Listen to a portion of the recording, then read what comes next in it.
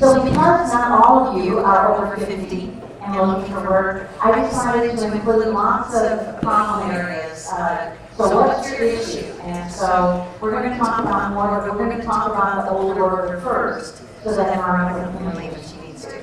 And everybody's got different kinds of problems. Sometimes young people have problems. That one of the highest levels of unemployment is young people. So we're also going to talk about a little bit about people who are too young and they're discriminated against. Another part of this, here we are.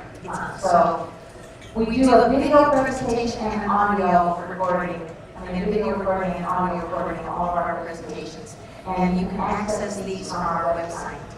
And so, what is your issue and how to avoid, correct, or counter the perceived negatives that people have during interviews? So lots of times people will take one look at us and they'll say, oh my gosh, look how old she is. She can possibly do this job. He's not going to work very much longer, look how old he is. And those same perceived negatives happen in all different areas.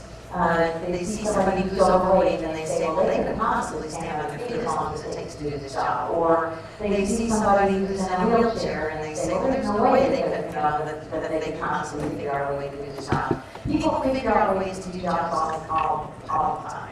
And, but during the interview, you have to dispel those prejudices, you have to dispel those preconceived notions. So you'll flip to the next one. So these are some of the potential problems. Some of us know that there's prejudice in this town. This is a youth-oriented town. The average age in Austin, I heard not long ago, was somewhere in the low 30s. What? 28 to 32. Okay. Some people are too young, some people have disabilities, or you have a history of illness. If that ever comes to light in an interview, they just assume that illness is going to come back. That can be a problem. Criminal history, of course. No experience. This afternoon, I have an appointment to try to tell a girl to arrest me who has had no experience. She's always been in home. So we're going to put together a resume for that. So that's another kind of an issue. And then sometimes you have wonderful experience, but you don't have the education. You don't have the piece of paper that says you have the education. You're like the cerebral who is robots. You have a great brain. You do not have the piece of paper that says you have the great brain. And so everybody's got different issues. We could have pages and pages of these, but we're going to stop with some of these. And then the next three, please. So, analyze the negative stereotypes. What are all of the stereotypes that are associated with your particular issue? And make a list of those, and then say, okay, if that's a problem, what am I going to do to try to make that one? If I can't make it go away, how am I going to make it be as little as possible? I want to diminish the significance of that negative situation so that it just kind of evaporates in the interview. Next. All right. Here are some of the things that you can do to perhaps adjust in order to make the age thing not quite so big. Sometimes people, it's that they're color. Obviously, people advise you just to color your hair, especially before an interview. After you get the job, you can be your old normal self. There are some people who say, I refuse to do that. If they don't want me as I am, then to heck with them. Who wants to work there anyway? Fine, keep walking. Hairstyle. Now, I don't mean that you have to go out and get a mohawk, but there are styles there. If you have enough there to work with, see if you can get somebody to give you a hairstyle that doesn't look as though it was on a leaf of deer. And so just the style that you have can make a huge difference. Glasses. You would be amazed how just changing glasses and making me more with it. Spend a little bit of money. I can remember when aviator glasses, that look, that's so cool. You can be normal looking and you can buy aviator glasses. That little like scarf thing, and you look like a pilot and you're hot. Okay, so sometimes just getting rid of those geeky glasses can make a big difference. And those of you who don't need prescription glasses, you just need readers. please, they come in different styles as well. So glasses can make a big difference. So you'll look a little bit more contemporary. Some of you, I can remember when my brother, I have a brother who's a physicist and an adventurer. And he thought he was going to be laid off. And he didn't have a suit, he didn't own a suit. And then, so he was going to look for a job. And then all of a sudden, he found a suit. He was 20 years old. I don't know if he ever worn it, but he said, oh, it's okay, I have a suit. You do not have a suit. If you're 20 years old, you do not have a suit. Go get a suit that looks, go get clothes that look contemporary. Don't get clothes that your father wore. So there are small things that you can do to make yourself not look quite so dated, quite so old. And then of course shoes. Some people think they gotta wear wingtips, but that's what everybody used to wear, and that's right, everybody used to wear them. They don't wear those anymore so much. So the whole look has to be more contemporary. Mark Miller, who is not here today, unfortunately, but when he decided to go from being a corporate trainer to starting a new career and being a career coach, one of the things that he did, he hired a lot of people to help him with his look. He hired a person who was an expert on how to dress. He hired a lady who was a colorist and discovered that people with bright red hair should not wear orange clothes. I was so glad someone finally told me that. I never felt it was my place. Little things you can do to make yourself look just like the Viagra man. He's older. He looks hot. He looks sharp. Look at the news anchors and look at the models and the flyers and see, they're even the ones that are older. They look great. Now, what is it that differentiates them from us? Okay, well, they're better looking. But other than that, what are the little things that you can do to sort of approximate a more contemporary look? Accessories, sometimes like you wear a watch and it dates you. On the other hand, sometimes when you have a really classy watch, it kind of defines you as that was what was in my mind, and I thought, but James Bond is old. So I don't know, but sometimes it really stands out. Maybe you have one of those sports watches. Or one of those watches that tells you the altitude when you're climbing mountains, that kind of stuff. But all those sorts of things are important. The resume, Mark talked a lot about your resume and how your resume also, they don't even have to look at you. The resume tells them how old you are. And I made copies of the little article that you referred to on his blog. And so I hope that I made it on for everybody, but that's going to be one of our continuing things that we have here every week. So for those of you who are not here, he said, here are some of the things on your resume that make it look as though you are old. One is, don't put your physical address on a resume. That's been out of style for a long time. All you need is your phone number and an email address. If you want to put LinkedIn on there, that's okay, but you don't need a physical address. Another thing that he said that a lot of people went, ooh, was a home phone. Who has home phones? Old people.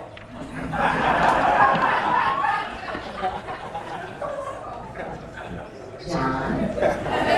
My home phone, I do have a landline, but that is now my office phone when I work on it. So I get around having two numbers.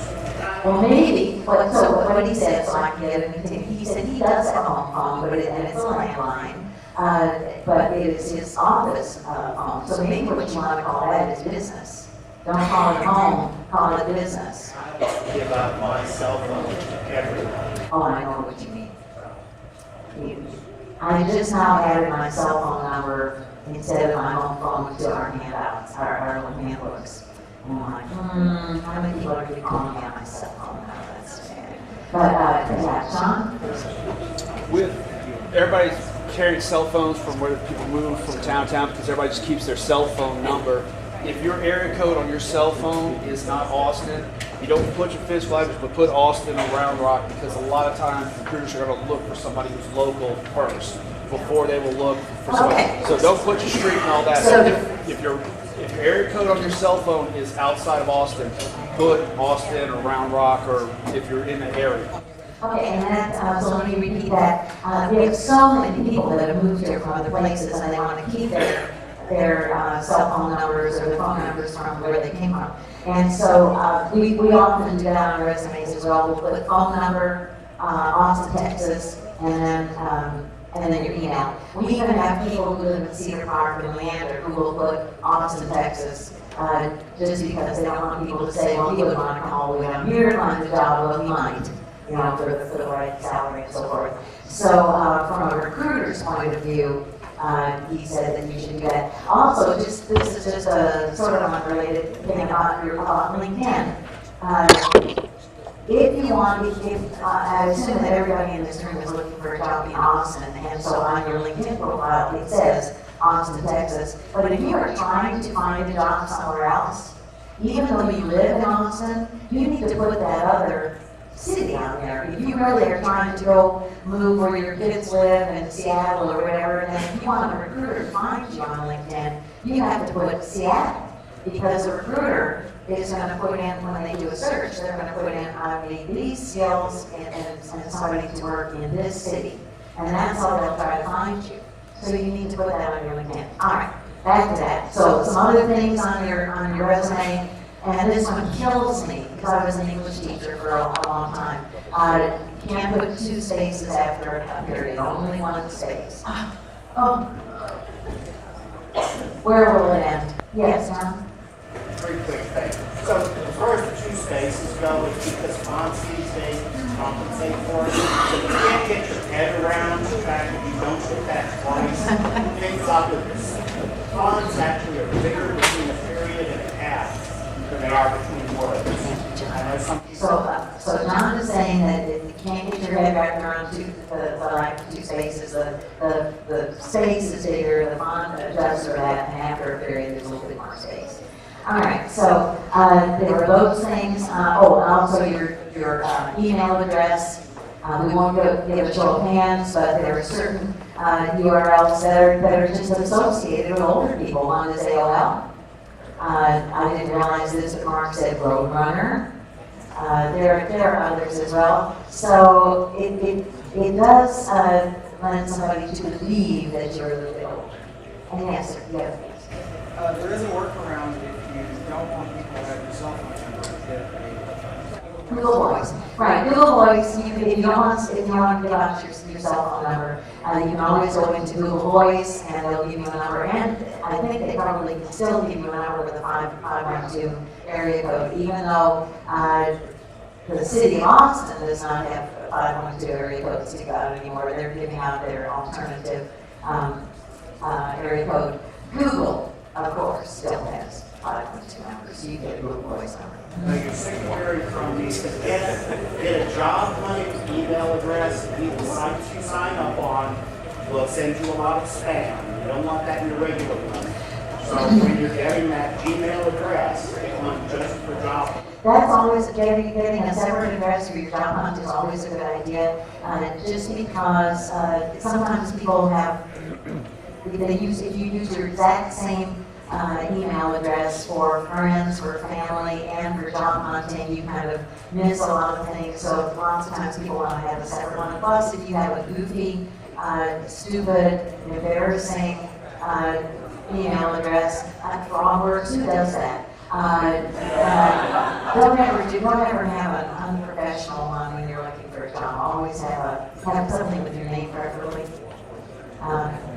Okay, so you have that handout, and we'll make that available to you all the time. So those are all different ways that you can try to disguise or at least postpone the shock they will get when they see how old we are.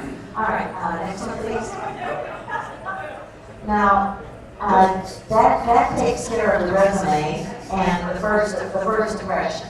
And then we get to the actual interview questions.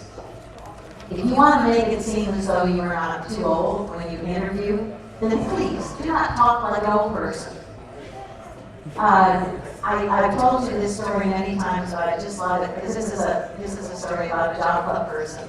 And this job club person came to us. We do mock interview practice on Thursdays from 1:30 to 4:30. So if you want to come and practice, you have an interview scheduled and you want to practice your interview presentation, you can come down there and we form a 4-person panel and we interview you for about 20 minutes. We make a DVD of your presentation, but we give you a chance to sort of field questions.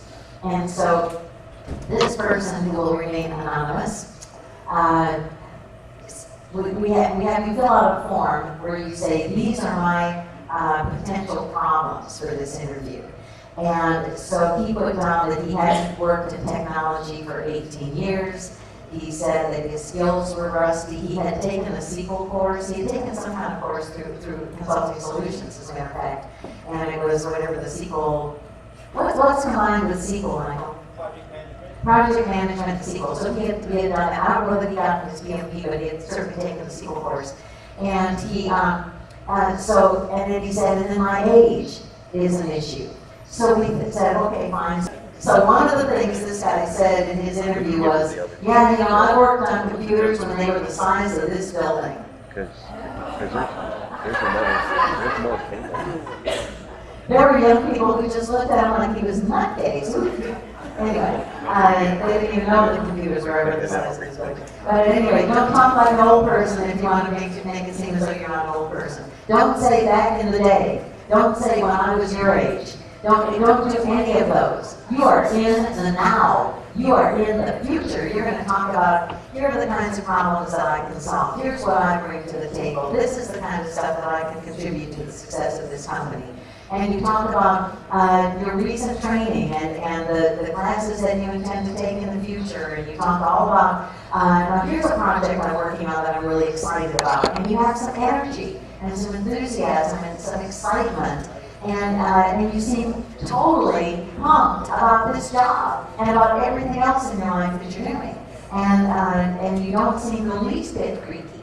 One time I went to a conference, and the keynote speaker of that conference walked in, and I thought, oh, this is going to be good. She was like 90 or something like that. And as soon as she started talking, she had us all in her hand. She was riveting.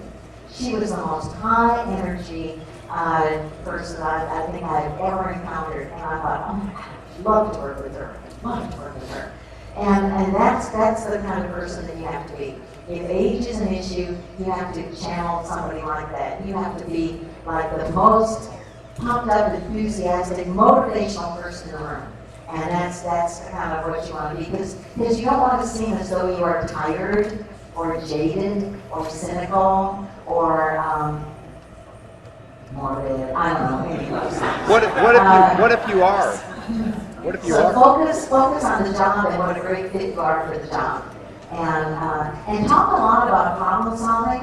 One of the cool things about people who have a little bit of experience is that you can, see, because I've done that rapid ear thing, I know that I can stand here like this for a good long while, and this will work. If I had gone through that in my long ago past, I might have thought, gosh, how do I solve this problem?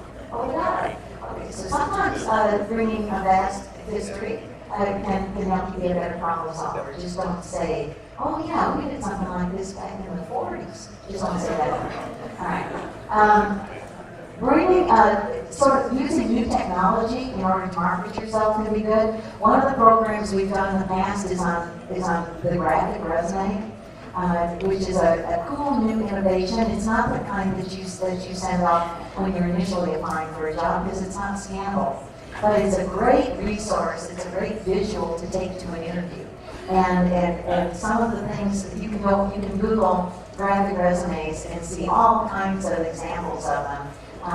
They're visually compelling. They tell your story through arrows and different kinds of pictures, and they list things like how astute you are regarding social media and things like that. And they'll say these software and it's got them all graphically laid out, so it's interesting and exciting and fresh and new, and old people don't ever have those.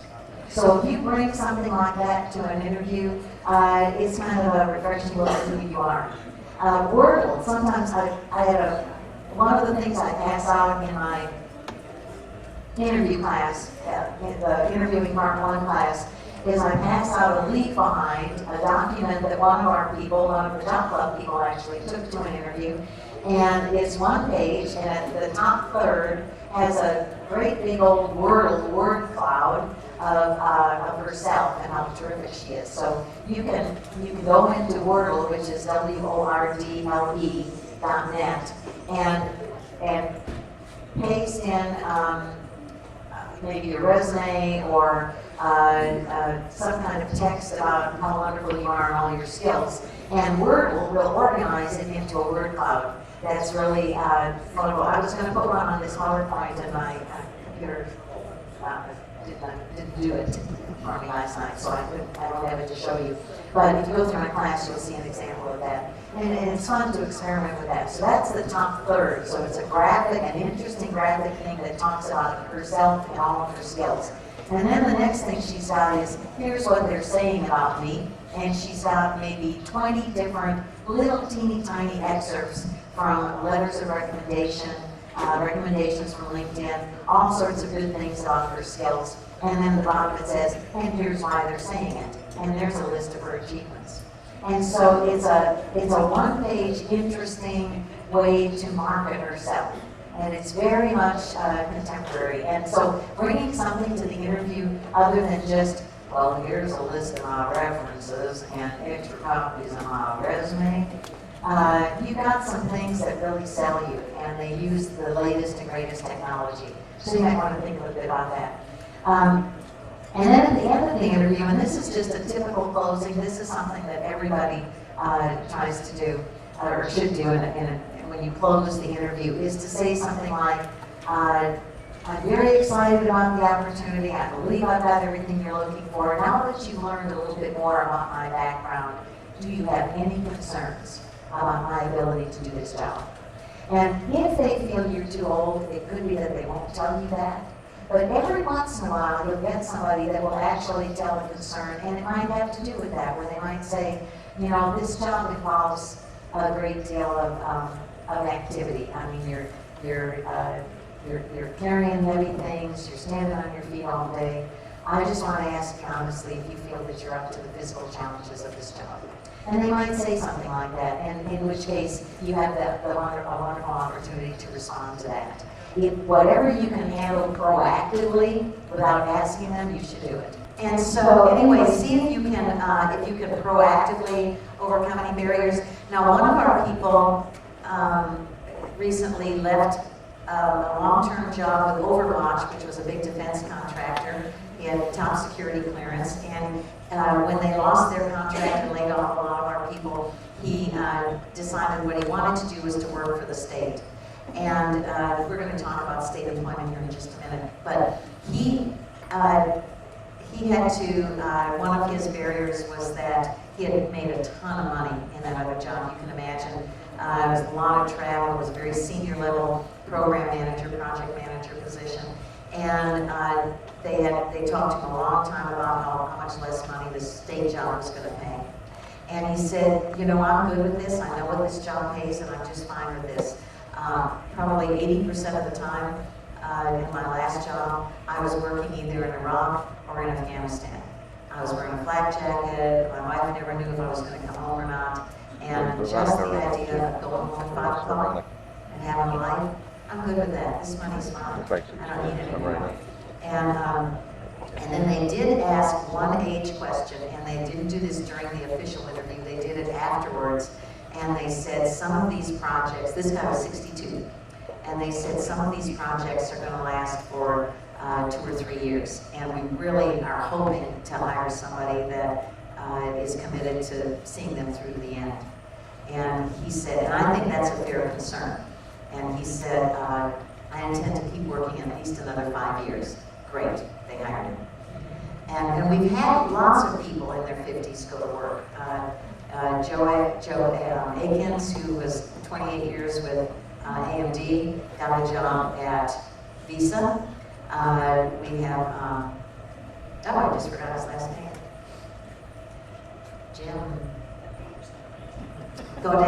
Jim Godet, who certainly is in his 50s, got a job with another very youth-oriented company. He got a job with GM, and so we've had lots of people in their older years who've gotten jobs. But a lot of it just depends on how you present yourself. Could you do the next one? If you're too young, we don't have a lot of people in here today, but we frequently have people that are fresh out of college, and they find that that's a bit of an issue. And so demonstrating good work ethic. We all know what are the characteristics, the perceived negatives of somebody who's young. The millennials, they're lazy, they have no good work ethic. You tell them they have to show up at 8 o'clock and they say why. They spend all their time on their cell phones. And so it's just a very different work ethic.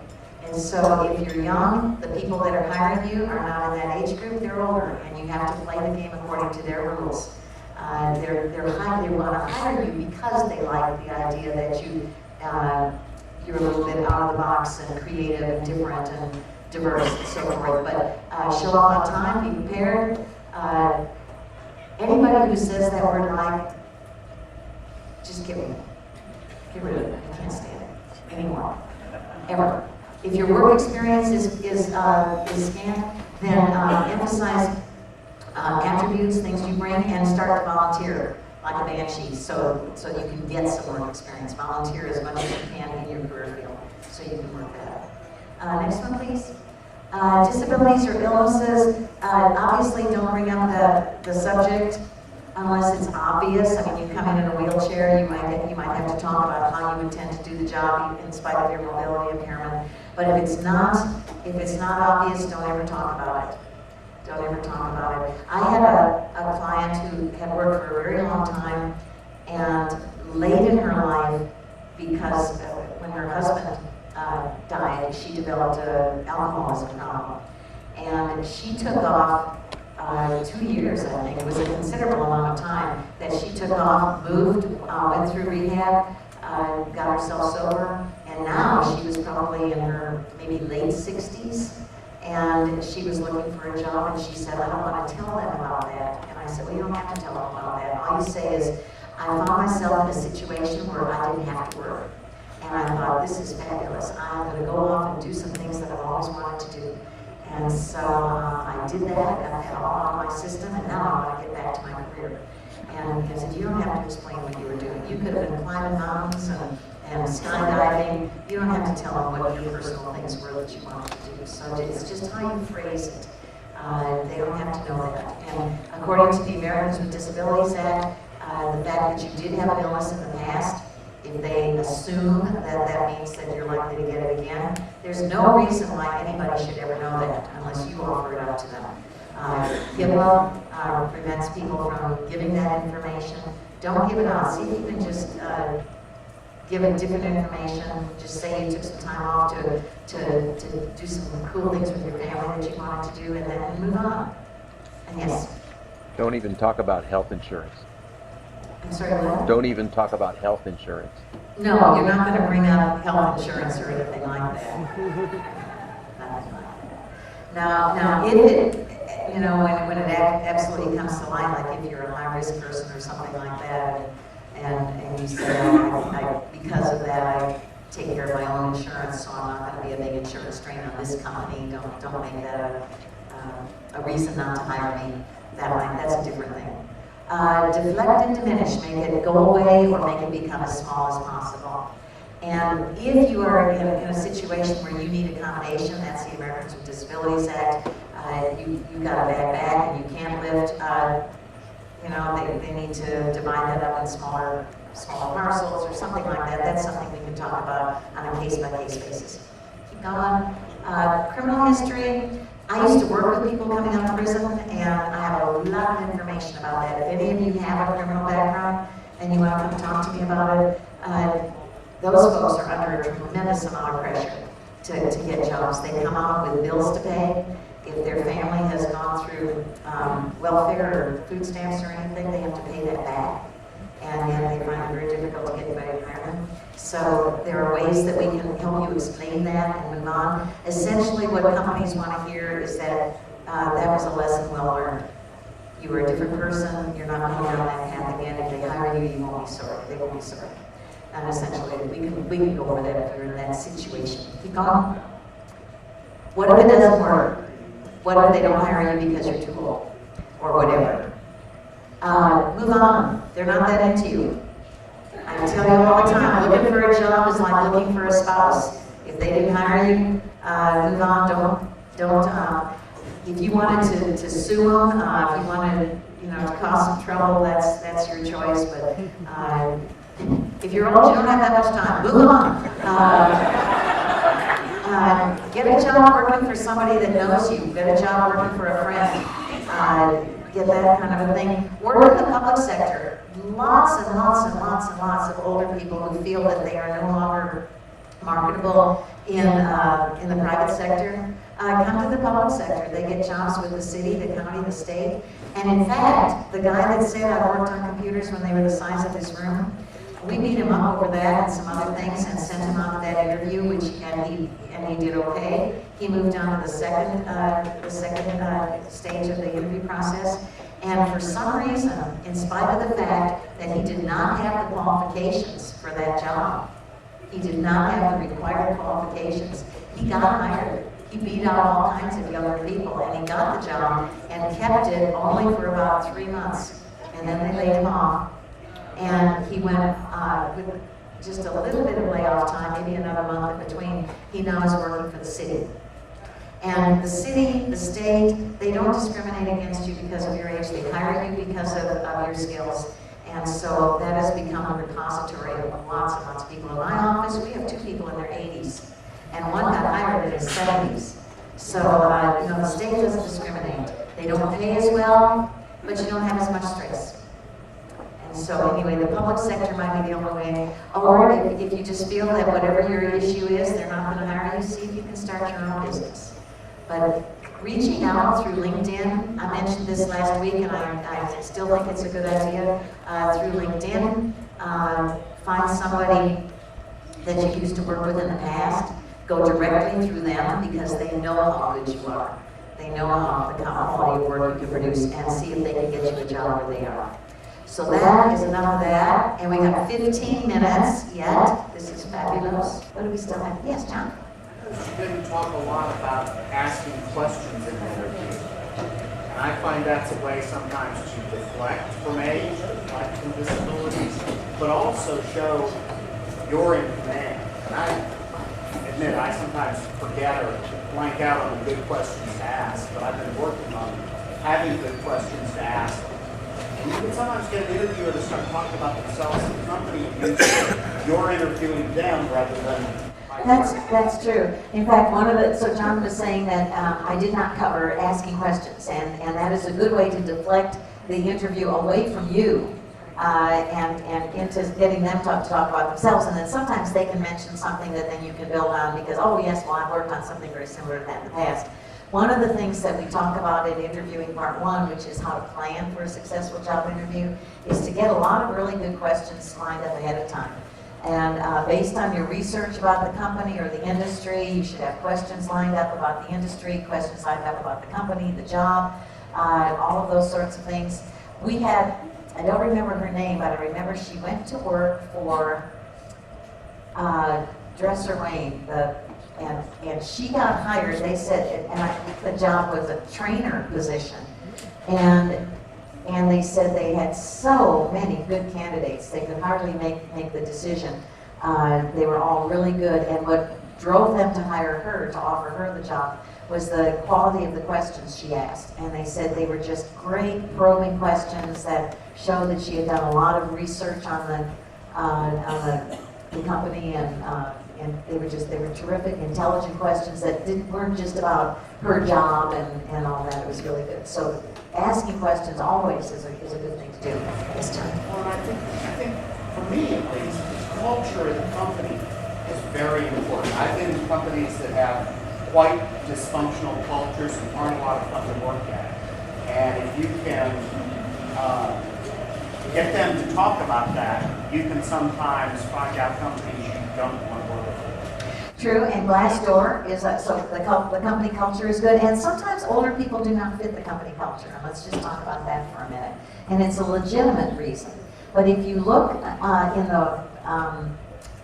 the Austin Business Journal, very often they will talk about a young company, a startup company, and they'll say, here's the product and here's the management team. And you'll see all of these young people on the management team, and there'll be one gray hair. There'll be one seasoned person from that industry who's there to kind of, be Yoda. The person that's going to say, here's how you weather the vicissitudes of the economy, or here's how you position yourself globally, because you don't know squat about that. And lots of times startup companies want at least one good seasoned person there, because all they know is like the new technology and how to do the things in the now, but they don't know how to do things over the long haul. And they need some wise person who's gonna be there. So even if a company seems to be very youth oriented, that doesn't mean that you wouldn't necessarily fit in. The example that I use all the time is Spare Foot, because I think that their website is so hilarious. Spare Foot is an expanding company in Austin, and the nature of the work that they do is very mundane. They help people find storage space. Like somebody says, I've got 2 pachyderms I need to house for 3 days, and it's like, oh yeah, let's plug that into our software, and oh yeah, we got it. Or somebody says, we're bringing our entire operation from California, and our building's not ready yet, so we need 600,000 square foot of space for a week. Oh yeah, we got it. So it's that kind of thing. So the work is boring, but the culture is kind of fun and exciting. The 2 people that started Spare Foot were both listed in Forbes 40 under 40 list, and they were in their 20s when they started the company, and they're not much older than that now. But one of their perks is that they have all the beer you want to drink, and there are lots of startup companies that do. Some of you worked for companies like that. That's why you're here now. But lots of little startups will have, a refrigerator stocked with beer, and you have all you want. So that was one of them. And when they said that for new employees, we take them to some club down on 6th Street, and they buy them some kind of famous celebratory shot. And yeah, there was something more to it. It was like a kamikaze vodka, or there was something to it that was a big deal. And so, for older people, we don't usually care about stuff like that. But they also have, one of their perks was that, and this was before Obamacare, but they said they would cover, they had free medical insurance for the employee and everybody in their family. Well, that's just huge. That's just huge. That's like such a perk. They don't realize how good that is. That somebody with a family member with a serious disease could kind of put that little company out of business. But it was like it's a great perk. But what are you thinking? So it could be that they were thinking of what would be cool for us to offer, and they have all of that. But even if you're considerably older, it could be that some of those young companies might appreciate somebody that can bring, something to help them navigate the waters. But culture is important. You also want to feel happy and appreciated. But I think Yoda's pretty good, living in the woods. Yes, sir. I anticipated that the material might touch on use of social media, but that was noticeably not in the slides. Is that because it's such a more complicated, different topic, or? No. So he was talking about social media, and that is true. I don't know why I didn't put that on there, except I did talk about new technology. One of the huge differentiators in the job market between older people and younger people is the younger people's massive, continuous use of social media. And I mean, we have to drag people to LinkedIn,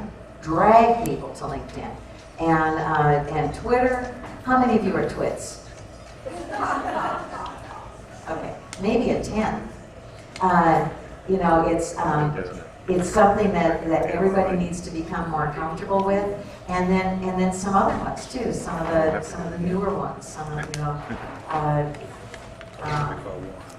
just like Foursquare and Tumblr and in fact Facebook is trying to become more like LinkedIn. And LinkedIn, if you are a premium user of LinkedIn, you'll notice that the premium users they brag about this, that their profile looks more like Facebook.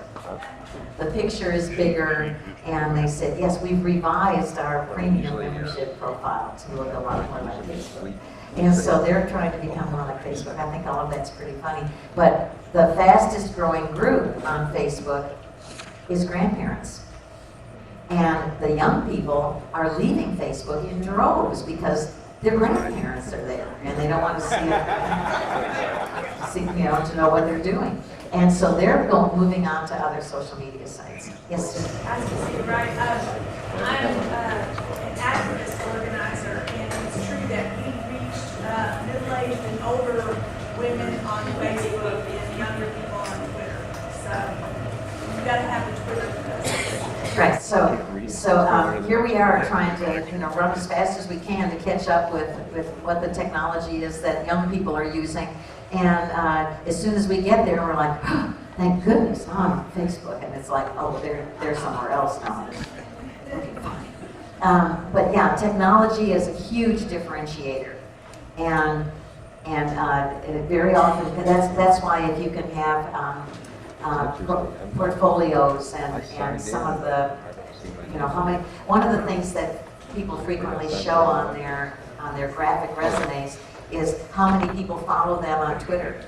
And if you're like, well, I'm not really there, but never. You have nobody following you on Twitter. It's something that everybody just needs to be able to be more versed in. It's huge, though. Thank you for bringing that up. Javier? You mentioned making an email specifically for job applications. Make sure to add that email to your LinkedIn and Facebook. People will use that email to search for you. So if you didn't hear that, he said your work email, your job search email, whatever that is, make sure that you have that on LinkedIn, make sure you have that on Facebook. And in fact, all of your social media sites should link to each other. They should all refer to each other, and then you get more lead juice, is what they call it. So, and did you have any of that? Yeah, actually, I was going to say, one of the things that would be nice is to, I work with a whole lot of people all over the agency, very much across town, to make that very public, also to get introductions to the companies through your peers and younger folks that I've worked with, and also to reach out to stakeholders who would like to me at my experience age and reason to be looking for places that are bringing in more mature. Okay, so what Pat said was she's a cross-gen person. She's always worked with lots of different age groups.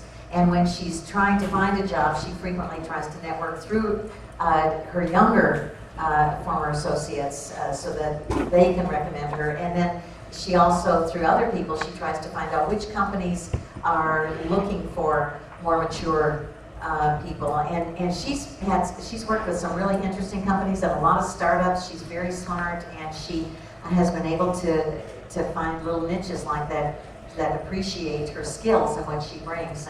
And the age is just, it doesn't matter. It's just irrelevant because of that. Okay, last comment. I think what she was referring to is having strategic relationships where you go across all age groups, and that helps you be able to network a lot better. Okay, so the good point, strategic relationships where you go across the aisle, so to speak, and you reach out to younger people and people in various age groups. And Mark Miller talked about that on his blog the other day too, about having strategic relationships where you're not boxed into two audiences. And one of the things that Mark has also talked about many, many times, because of the the unique situation that we have where lots of workplaces have 4 different age groups, from millennials to boomers. And in many cases, those folks don't talk to each other. And so if you're somebody who can bridge the communication gap and interact effectively with lots of different age groups and lots of different kinds of people, that makes it always, diversity and different ideas and different perspectives, I think always make for a more successful product. It makes for a more successful problem solving because people see things from different perspectives. And so if you're somebody who can build those coalitions and get everybody to work together and to appreciate each other's differences, maybe you don't expect I don't know, maybe I'm just throwing this out here, maybe you don't expect the millennials to show up to work on time. You expect them to come up with really good ideas when they're there. Or maybe you let them work from coffee shops or whatever, because that's where they brainstorm and they send all their great ideas to you remotely because that's their style. So maybe you're in a place that's open enough to accept everybody as they are and appreciate them all. And when you find one of those companies, share it because they're not very much out there.